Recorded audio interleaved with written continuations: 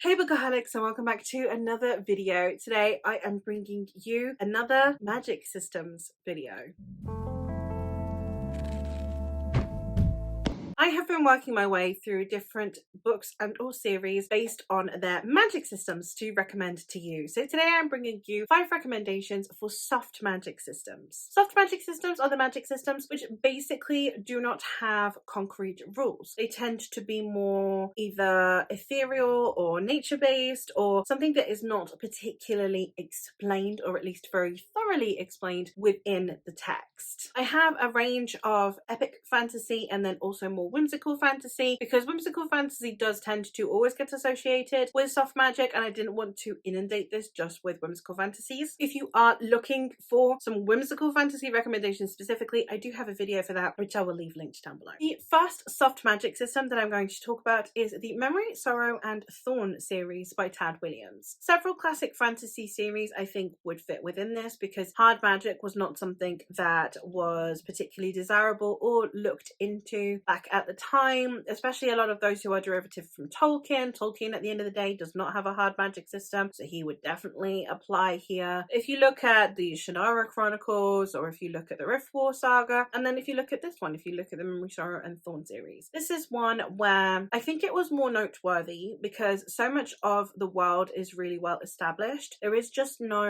real explanation for the magic system. It's just something that is, and I really like that, because I think that there are certain elements of the magic that are somewhat explained, but it's one of those where, the same way as we as humans several hundred years ago didn't even know how our own anatomies worked, it's absolutely fantastic to me that it's just the way it's set up is like it's something that hasn't actually been given any kind of scientific thought yet. Not that there is no explanation for it, just that there isn't one given. And I think that magic systems that do that are really fascinating, because it's very easy to either pretend that there is no explanation or to make up some kind of shoddy explanation. This series I don't feel does that. I think it respects the magic the way we respect science. It's just, it is possible, we just don't know yet. And I really like that about that series, hence why I thought it was worthy of a mention. One that is entirely vibes, however, is The Night Circus by Erin Morgenstern. This is one that it's a magical contest between two people, and they have slightly different approaches to magic, but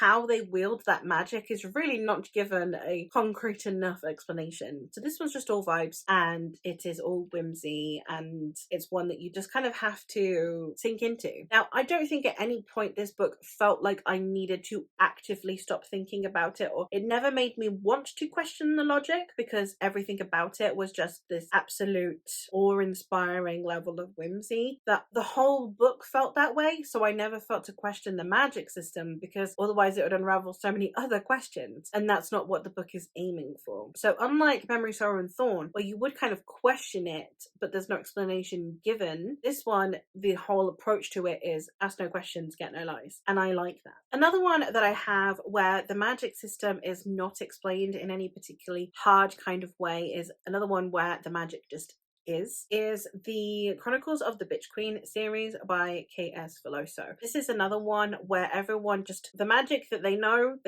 and that's it. And then if a new magic is discovered, they're like, oh crap, that's a thing, and that's kind of it. And it really suited this world, and it really suited this narrative. We have a world that is a little bit divided socially, and therefore discovering something new from somewhere else is just as it would have been in our world. Once we got to the Americas, people's traditions and people's approaches to things, the different types of animals, those kinds of things, I think that this book kind of tackles it in the same way, where it's just like, if you don't know something, it's probably because it's not from your culture. And I really liked that. So the magic tends to be something that people either understand and know and therefore don't need an explanation, or if they don't know it, they have the explanation that is, it's from someone else. So I really like that as well. Another one that doesn't really have a magic system, at least not in a way that is easily explained, is the Empire of Dust series by Anna Smith Spark. This is one that is grimdark,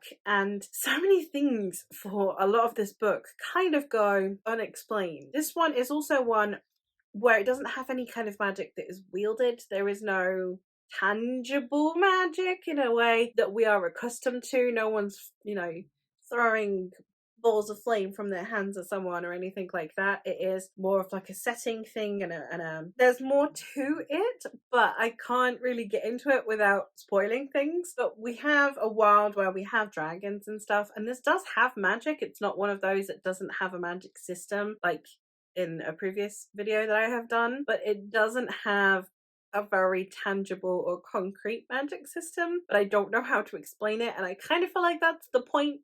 It's just something that is, and you just go with it. And she has such an amazing writing style and such a intricate way of going about things that you don't question it while you're reading it. And it's not until I was sat there staring at my shelf thinking about magic systems that I'm like, wait, what? Where is your magic system? And I was just pointing at the book like, what is your magic system? And that's why this one's on this list. And one that barely has any magic, but it does have a magic system, but it doesn't at the same time, is the First Law series by Joe Abercrombie. So the last two are just like, there's a magic kind of, but it's a bit like not so easily explained. This is one as well where I will spoil things for you because it doesn't really get even talked about until halfway. But you have someone who can commune with spirits, you have someone who can see things they shouldn't be able to see, you have several things going on with the magic, you have a mage in here, but none of it is explained. It's just all, this person can do this thing and that means this. And it's like, okay, why them specifically? You also have people who go in berserk mode as well, which I suppose would count as magic. Again, like within mythology, berserk mode is not explained apart from just they get really angry and go